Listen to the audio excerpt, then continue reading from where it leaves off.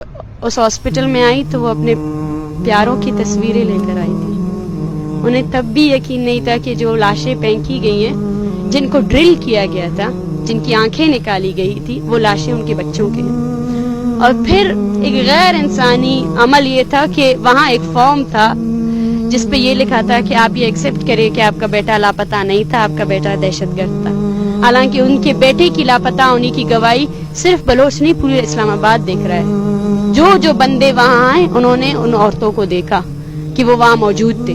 اگر وہ وہاں موجود تھے اور وہ یہ کہہ رہے تھے کہ ہمارے بیٹے لاپتہ ہے، تو وہ کس شرط پہ آپ نے اس کو دہشت گرد قرار دے دیا؟ میں اس تکلیف کو بیان نہیں کر سکتی، لیکن ایک چیز میں نے دیکھی، جب ان ماؤں کو یہ کہا گیا کہ ہم یہ لاشیں نہیں دیں گے، تو انہوں نے یہ کہا کہ ہم اپنے بیٹوں کی لاشیں اس شرط پر نہیں لے کر جائیں گے کہ آپ ان کی لاشوں کو بھی انصاف نہ دیں.